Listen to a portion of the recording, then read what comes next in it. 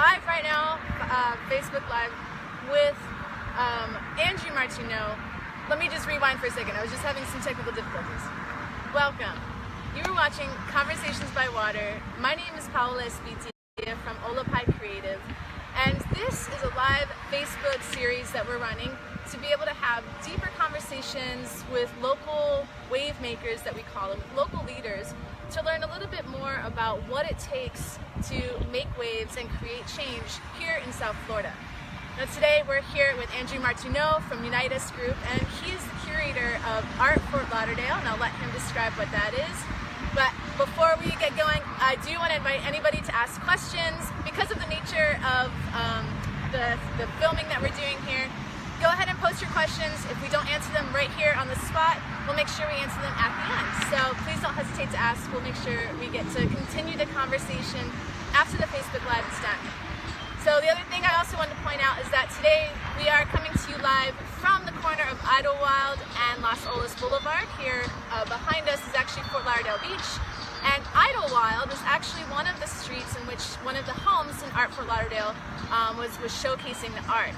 So we'll go ahead and let Andrew tell us a little bit more. Andrew, thank you so much for joining us today on Conversations by Water. And tell us a little bit about yourself and why Art Fort Lauderdale.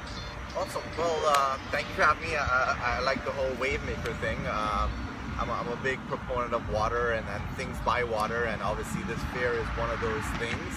Art Fort Lauderdale is a 4-day art fair that essentially transports attendees on this artistic journey along the intracoastal waterways, and where they visit luxury waterfront homes where they can view and interact with art in a very different kind of way.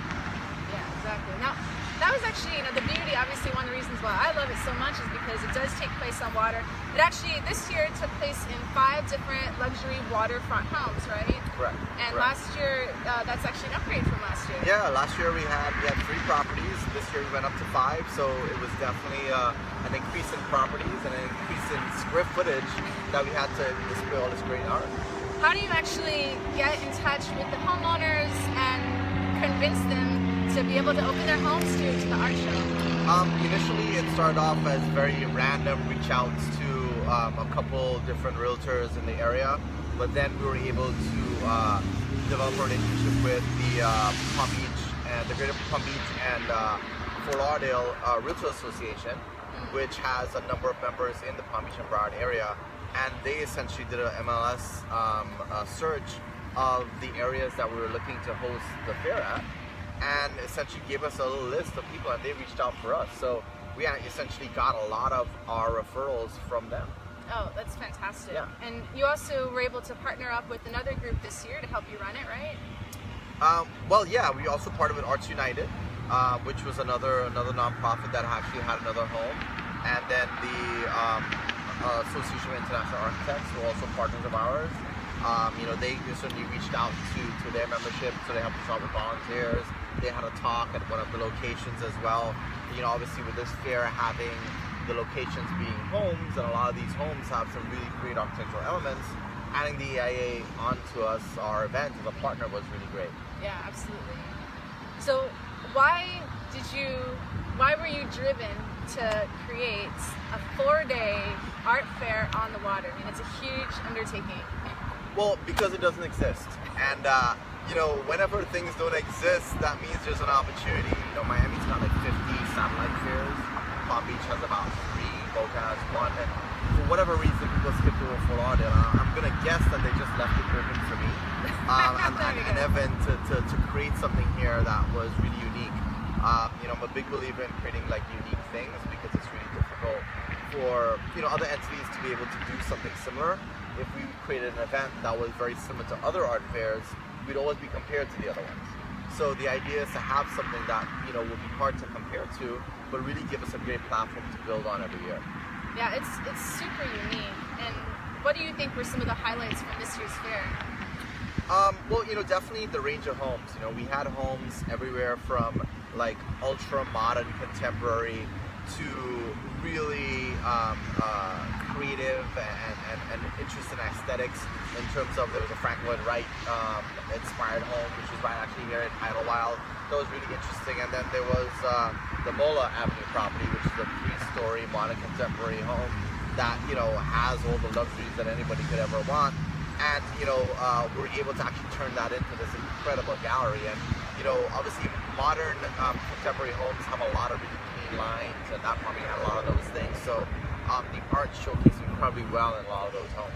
Yeah, and actually, when I was over there at Idlewild, the Frank Lloyd Wright home, a lot of the feedback that I was hearing was people were so amazed at how welcoming the homes were, but also how accessible it was. So unlike a lot of art fairs where maybe you're in a sterile environment, or there's a lot of pressure for sales, or you're just surrounded by lots and lots of people, this particular art fair was very accessible to everybody, and you did get a chance to see these amazing homes. You had access to that, but you also had access to art that maybe you wouldn't have otherwise had access to, and then also seeing it in its proper location, its proper spot. I mean, I think ultimately you're looking forward to selling one of these homes with all of the art, right? That is an ultimate goal. No, absolutely. And you know, we found that, like, you know, a lot of people find, you know, purchasing art an intimidating thing. And especially when you go down to an event or a venue where it's very somewhat staged, you know, it's not what you're accustomed to. So even people that do have the wealth to be able to purchase, you know, a ton of art, probably have somebody else purchasing the work for them. So we found that having the work featured in these homes where you probably see the art would be a really interesting way to make it a lot more comfortable for purchasers. Yeah, absolutely. Yeah. So what do you see next year's Art Fort Lauderdale looking like? Well, I mean, you know, we more than doubled our attendance. We more than tripled our art sales. Wow. So we definitely love to be able to have even more art sales. There were a lot of inquiries on a couple of the homes. So, you know, we're still keeping our fingers crossed that, you know, 1 or 2 of them may be sold. But we'll see how that goes. So we'd hope to be able to sell one of the properties, you know, from some of the attendees that attend. And then looking at, like, you know, somewhat refining a couple of the things that we have in the fair to, like, really enhance the experience. That's certainly another goal of ours as we grow. Yeah, absolutely. I mean, something on this scale obviously does have its challenges. What are some of those you want to share with us? Like, I mean, I think logistics are always a difficult thing. You know, having a fair in a convention center in a tent, you know, is being done like that because it's really a great way to have a fair or have an event because you have a fixed venue. A lot of the things that you deal with are pretty much fixed. There's not, I mean, of course there's surprises with everything, but there's not a lot of surprises when it comes to that. But when you look at an art fair on the water at luxury waterfront homes with different dock heights, you know, you're thinking about the water level. Tides. Tides are an issue. You know, there's so many variables to this fair, and you're also considering that your transportation is also part of your ticket price. So it's not like, you know, when you go to an art fair, your parking and transportation is something that is separate from the actual fair. So there's a fair ticket and then there's parking or valet or whatever you do.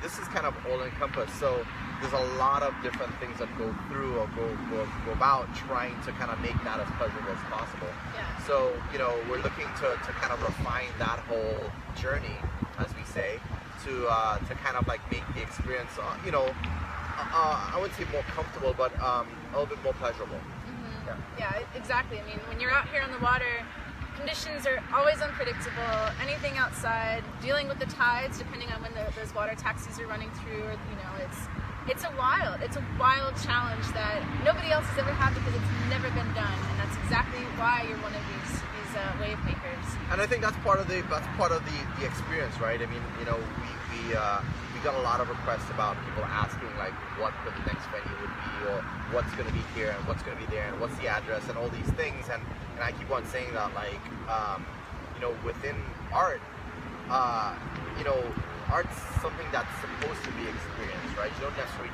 need to know where you're going to go and what you're going to do, because that's going to take away from your real true experience. So, you know, even with all of the struggles with tides and all these different things, you know, that's truly kind of part of that artistic experience, right? It's just like you go along this ride, and this ride might be a little shaky at times, or it might be super smooth. The weather might be great. So there's so many variables to that, nature and all these things that affect it. And unfortunately, the weather really behaved itself during this year's fair. So, so that was fantastic. But, I think that's kind of part of the experience. Absolutely. I mean, even just the fact that you are so thoughtful of incorporating experience and being mindful of that.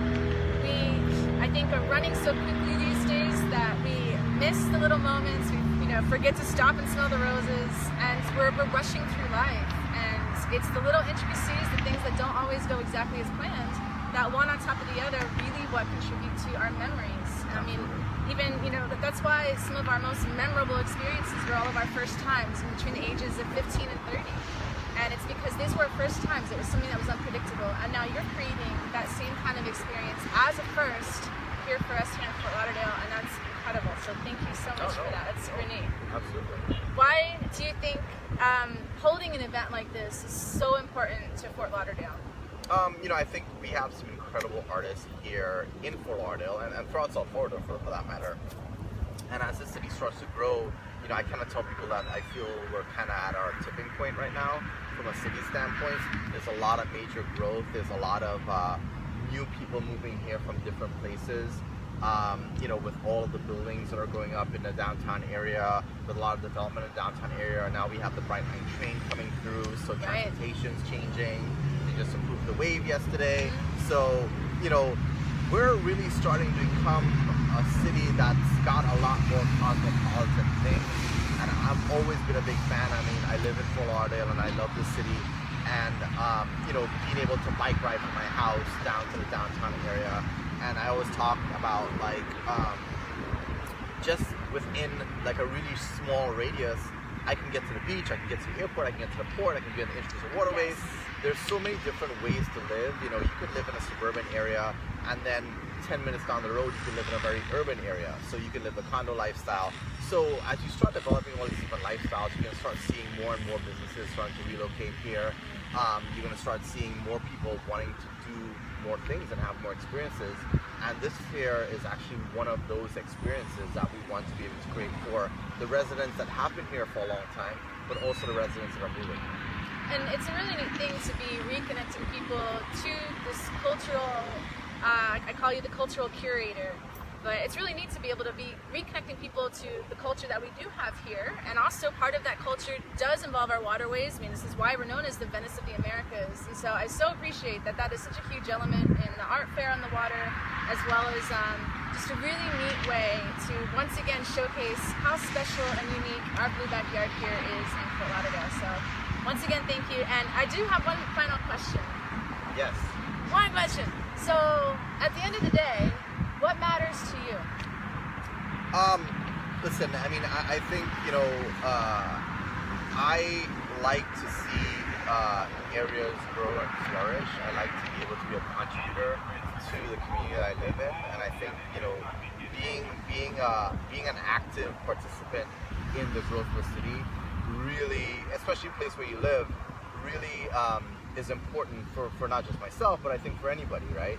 And, as I live in Fort Lauderdale and as I see things that I would like to experience, I'm a big believer in, listen, if it's not being done, instead of saying, well, why is it not being done? Why don't I try to do it myself?